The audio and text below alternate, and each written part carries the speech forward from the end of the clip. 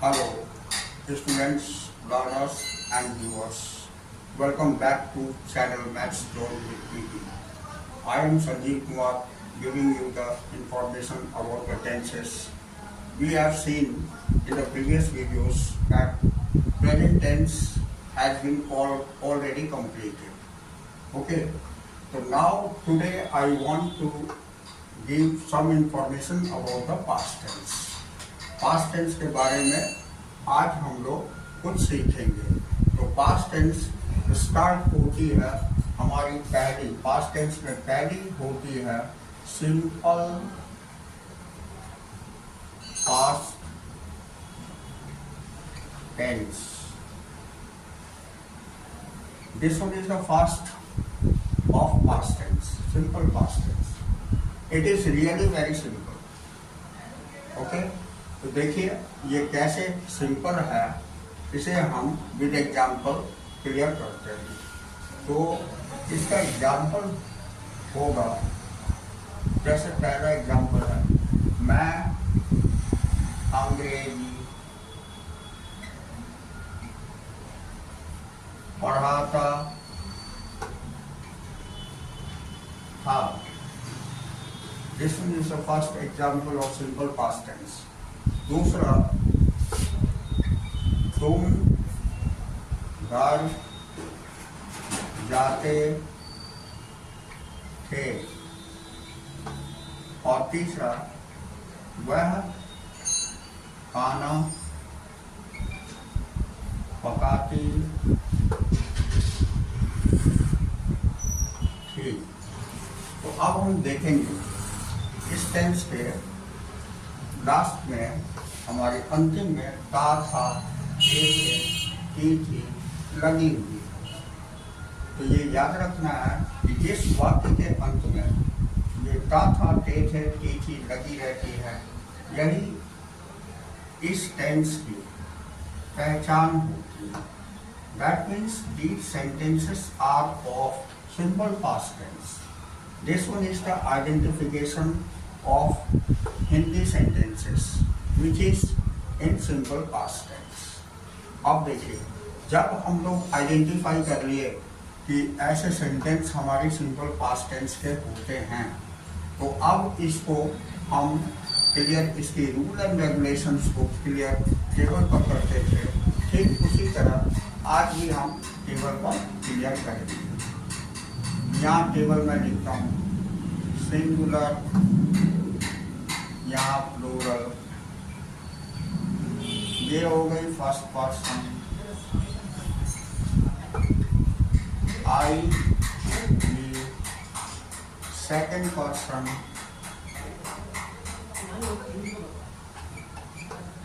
You, and third person,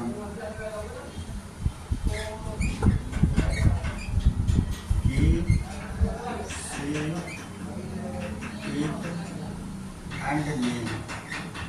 ये सारे हमारे थर्ड पर्सन में आ जाते हैं, सिंगुलर में, और प्लूरल में दे आ जाता है। तो ये हमारी टेबल बन के तैयार हो गई। ओके, अब देखिए, अब ये जब टेबल बन करके तैयार हो गई, तो अब हम इसका असर्टिव सेंटेंसेस जानेंगे कि असर्टिव सेंटेंसेस हमारी कैसे बनती है। असर्टिव सेंटेंस की हम इंग्लिश कैसे कन्वर्सन करते हैं। तो these are the assertive sentences. Here is the structure of assertive sentences. That is very simple. As we know, at first we have to write subject, then V2, and then object. Full stop.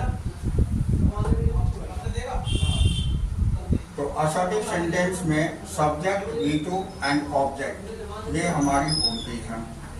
अब देखिए, ये याद रखेंगे कि simple past tense में हमारी V2 use होती है, वर्ब का सेकेंड फॉर्म। अब वर्ब का सेकेंड फॉर्म हम टेबल पर इलस्ट्रेट करेंगे कि ये कहाँ रखती है। तो जैसा कि हमने बताया कि simple past tense is very simple, तो इसी तरह इसमें V2 फॉर्म सबके साथ लग जाती है। There is no any problem, we can use V2 in all. सबके साथ V2 यूज कर लेंगे, बस सारी ये बन जाएगी सिंपल पास्ट टेंस के सेंटेंसेस। अब इसमें पहला एग्जाम्पल जैसे कि मैं बना के दिखाता हूँ, फर्स्ट एग्जाम्पल हो जाएगी आई। यहाँ पढ़ाना का टीच होता है, टीच का V2 फॉर्म टॉट होता है। आई टॉट इंग्लिश, ये पहली बन गई। अब दूसरी सेंटेंस, ये टॉट V2 फॉर्म है।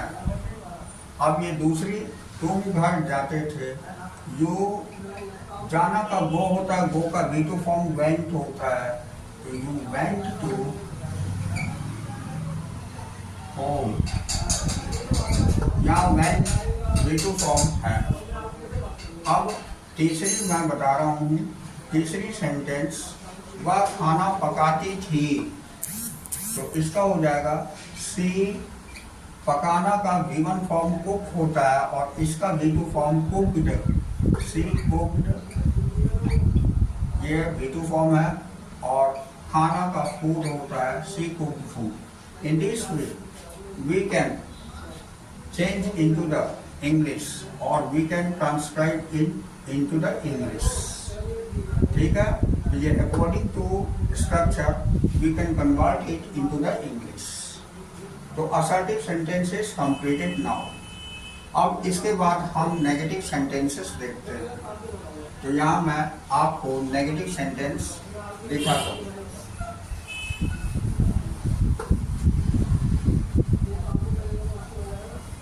कि इसके नेगेटिव सेंटेंस कैसे बनते हैं। ये है नेगेटिव सेंटेंसेस।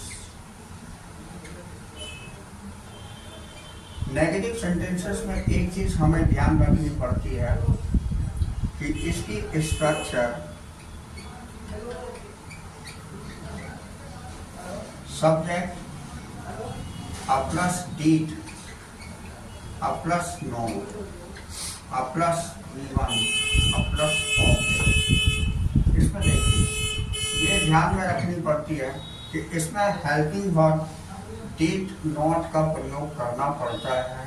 डिड के साथ नॉट का प्रयोग। डिड जो है हमारी डू का V2 फॉर्म है डिड, तो इसलिए ये V2 फॉर्म हमने जब लगा दिया तो ये हमेशा ध्यान रखना पड़ता है कि यहाँ पर हम V1 फॉर्म का इस्तेमाल करेंगे, बिकॉज पहले ही हमने डू को डिड कर लिया है पास्ट में।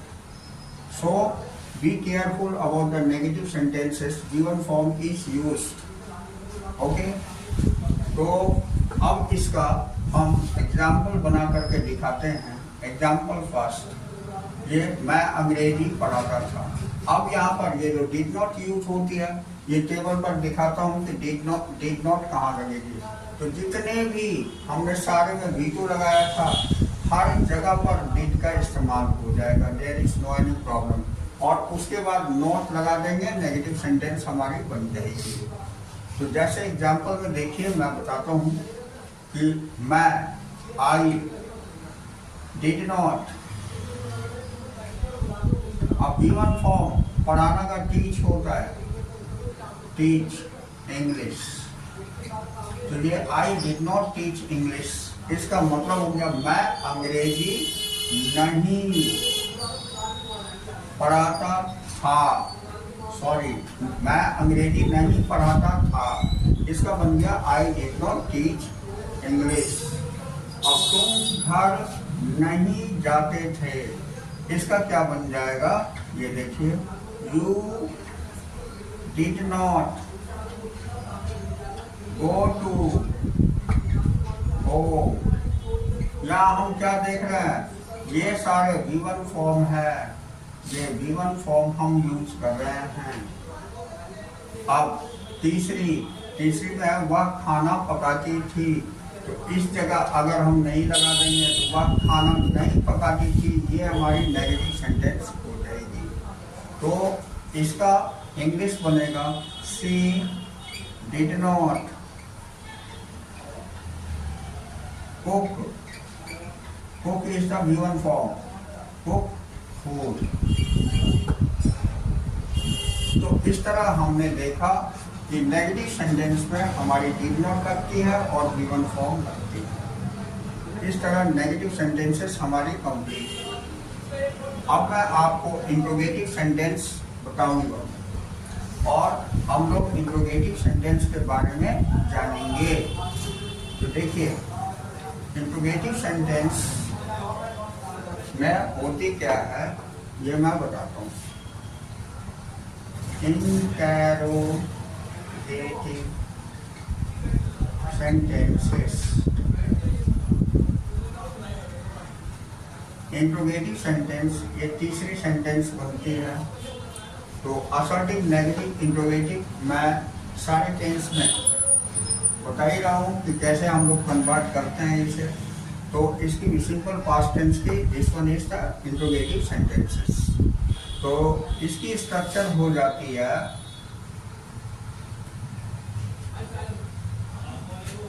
इसकी स्ट्रक्चर में at first did is used in a capital because sentence is always starting from the capital letter. So did, we can write did in capital. After that subject,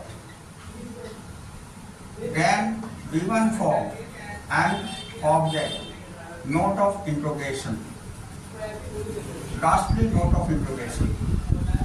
We have to remember that note of interrogation is very important for the interrogative sentences because after, if we do not use interrogative symbol, so that is not the complete interrogative sentences. So therefore, we should have to keep in our mind that interrogative sentences, interrogative symbol is must to write in English of interrogative sentence. Okay. तो मैं example first convert करता हूँ मैं अंग्रेजी, इसमें हिंदी में क्या हो जाएगी इंट्रोगेटिव सेंटेंसेस, ये मैं पहले क्लियर कर दूँ। इंट्रोगेटिव सेंटेंसेस हिंदी में बन जाएगा, इसके आगे क्या लग जाएगा। क्या मैं अंग्रेजी पढ़ाता था, लास्ट में note of interrogation, this one is the interrogative sentences. अगर इसी के आगे क्या लगा दिया, क्या तुम घर जाते थे, या नोट ऑफ इंट्रोगेशन, तो ये इंट्रोगेटिव सेंटेंस हो गई। यहाँ क्या वह खाना पकाती थी, नोट ऑफ इंट्रोगेशन, ये हमारे इंट्रोगेटिव सेंटेंसेस इन हिंदी हो गए, हिंदी में हो गए। अब इसका हम कन्वर्सन देखेंगे इंग्लिश में। तो इसमें फर्स्ट हो जाता है कि क्या मैं अंग्रेजी पढ़ाता था, तो इसका हो जाएगा Did I teach English? Did I teach English? इसका मतलब हो गया कि ये क्या मैं अंग्रेजी पढ़ाता था। अब दूसरा हो गया क्या तुम घर जाते थे, इसका हो जाएगा Did you go to home? तीसरा हो गया Did she cook food?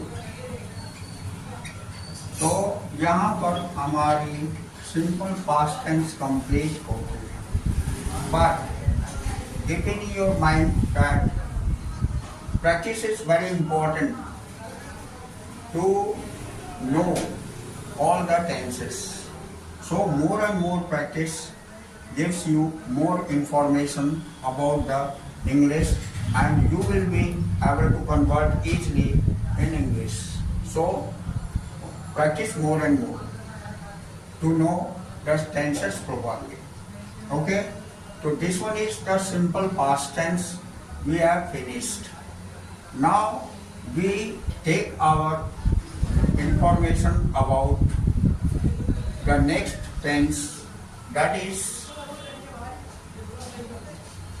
past continuous tense. Past continuous tense. This one is the second tense of past tense, past continuous tense. तो अब मैं पास्ट कंटिन्यूअस टेंस की थोड़ी जानकारी लेता हूँ और देता हूँ, यानी शेयर करता हूँ। तो देखिए, हम इसके एग्जाम्पल सबसे पहले लिखेंगे। तो इसके एग्जाम्पल कैसे होंगे ये मैं बताऊँ।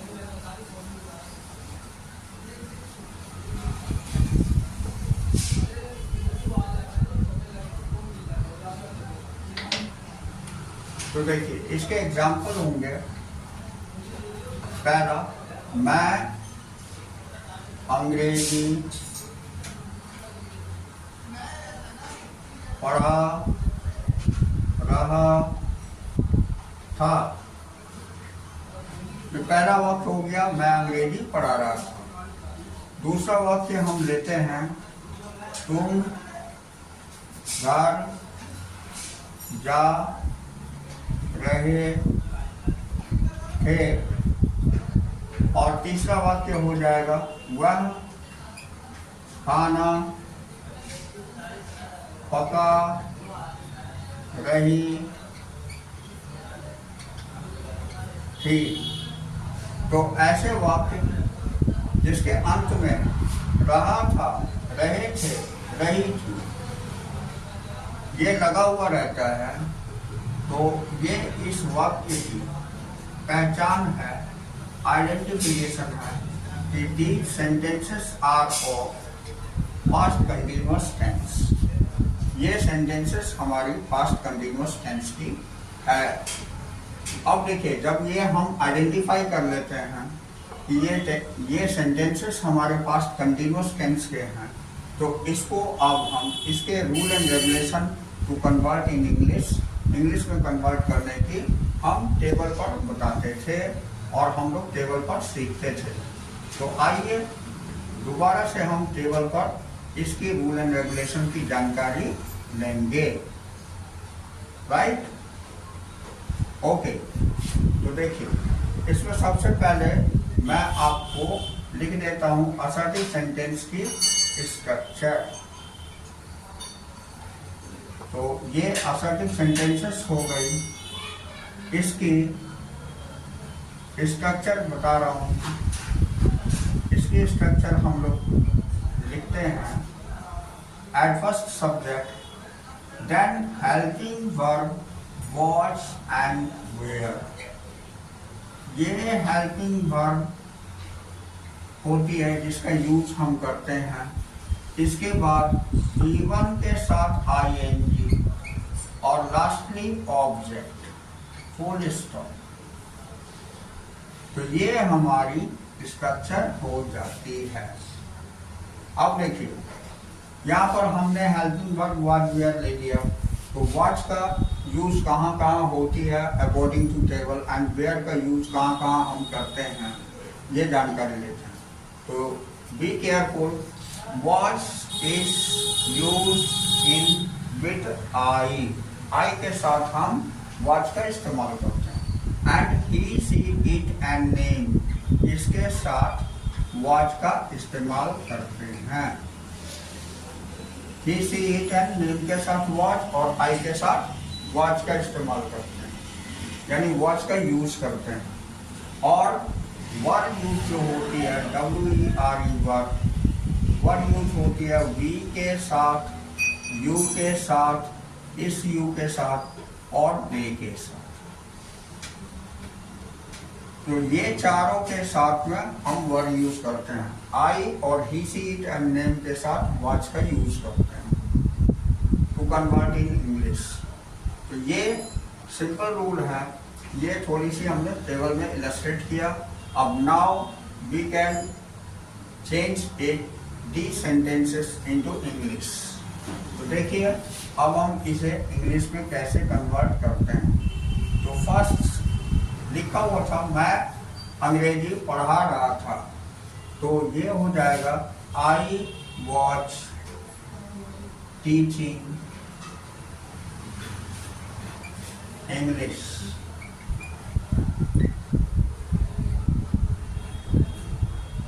I was teaching English. Was is used with I and given form ing के साथ में ऐड करके teach से teaching बना करके उसके बाद ऑब्जेक्ट हमारी इंग्लिश है यहाँ, उसका इस्तेमाल किया। I was teaching English, इसका मीन्स हो गया मैं अंग्रेजी पढ़ा रहा था।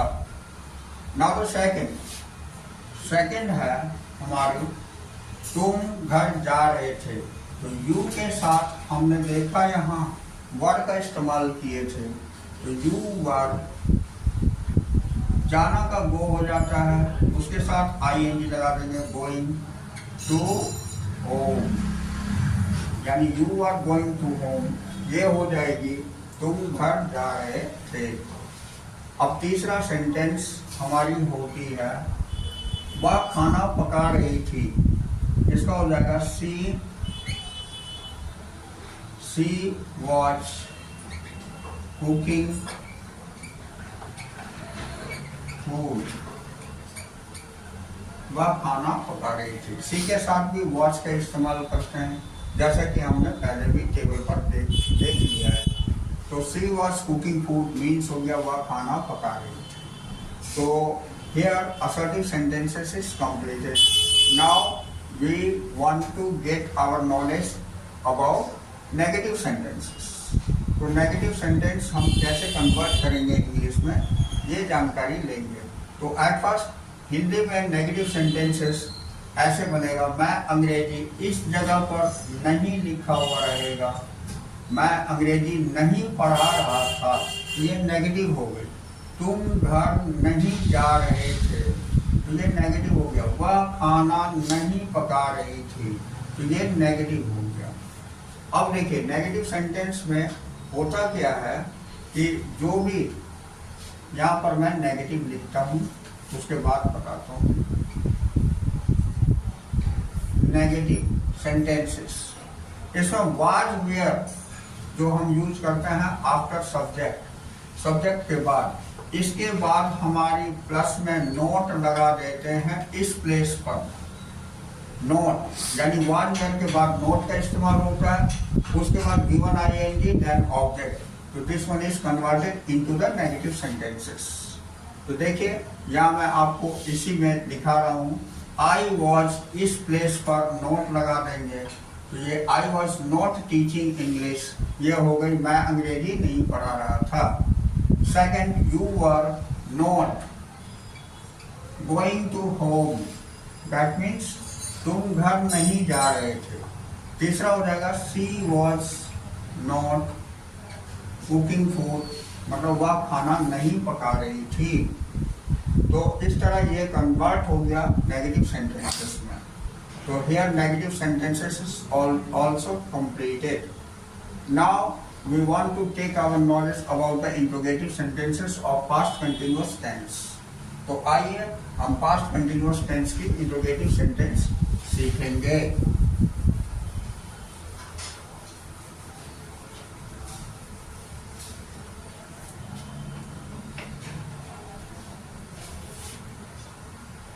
तो this one is interrogative sentences। अब हम इंटरोगेटिव सेंटेंस की जानकारी लेंगे। तो यहाँ मैं स्ट्रक्चर लिखता हूँ इसके, इसमें जो हमने हेल्पिंग वर्ब यूज किया वाज एंड वेयर, इसका इस्तेमाल सब्जेक्ट से पहले कर लेते हैं। जैसे यहाँ मैं लिखता हूँ was oblique were, what were पहले हो जाती है, after that subject, then given plus ing and then object और क्वेश्चन मार्क। तो ये यहाँ कंप्लीट होती है स्ट्रक्चर। तो अब जैसा कि हम जानते हैं कि कोई भी सेंटेंस स्टार्ट होती है हमारी कैपिटल लेटर से, तो इंट्रोगेटिव सेंटेंस में वॉट वेयर हम कैपिटल से स्टार्ट करेंगे, उसके बाद इसे कंप्लीट लिखेंगे और नोट ऑफ इंट्रोगेशन नहीं भूलेंगे। Note of interrogation is very important for the interrogative sentences, तो बी केयरफुल। अब देखिए इसका एग्जाम्पल हम कन्वर्ट करके दिखाते हैं। तो this one is the first example. इसमें हिंदी में ये इंट्रोगेटिव सेंटेंसेस कैसे बन जाएगी ये मैं दिखाता हूँ। हिंदी में इन वाक्यों के सबसे पहले क्या लगा देंगे, तो क्या मैं अंग्रेजी पढ़ा रहा था, लास्ट में नोट ऑफ इंट्रोगेशन, तो ये इंट्रोगेटिव सेंटेंस हो गए। इसके आगे भी क्या लगा देंगे, इसके आगे भी क्या लगा देंगे और लास्टली हम नोट ऑफ इंट्रोगेशन डाल देंगे। तो these are the sentences of past continuous tense. These are interrogative sentences. Okay. तो देखिए क्या मैं अंग्रेजी पढ़ा रहा था, इसका क्या हो जाएगा, मैं का आई होता है, आई के साथ वॉच का यूज करते हैं, तो watch at first, watch I, उसके बाद teaching English, watch I teaching English, note of interrogation. तो this one is the first sentence, was I teaching English, इसका मतलब हो गया क्या मैं अंग्रेजी पढ़ा रहा था। दूसरा वाक्य हो जाएगा, यू के साथ वर का इस्तेमाल करते थे, वर बिफोर, तो वर यू जा रहे थे, गोइंग, गोइंग टू, कहाँ जा रहे थे, घर, home, were you going to home means क्या तुम घर जा रहे थे। अब तीसरा सेंटेंस हो जाएगा, क्या वह खाना पका रही थी, तो वह के लिए सी होता है, पका रही थी इसलिए सी, उसमें वॉच यूज करते थे, तो वॉच बिफोर हो जाएगा, तो वॉच सी कुकिंग फूड। तो here this one is complete, means past continuous tense is completed here. तो इस तरह से हमने आज दो टेंस की जानकारी ली। पहला था सिंपल पास्ट टेंस और दूसरा पास्ट कंटिन्यूअस टेंस। अब हमें ये ध्यान देना है, इसकी ज़्यादा से ज़्यादा प्रैक्टिस करनी है। More than 5 sentences in assertive, negative and interrogative sentences. तो ये सारे जितनी हम प्रैक्टिस करेंगे ये हमारी उतनी ही कंफर्म होते जाएंगे और उतनी ही हम अंग्रेजी सीखते जाएंगे। अब नेक्स्ट क्लास में हम आपको इसके रिमेनिंग जो दो बच गए हैं पास्ट टेंस के, past perfect tense and past perfect continuous tense, उसकी जानकारी देंगे। और इसके साथ ही आज मैं क्लास ओवर करता हूँ। That's all for today.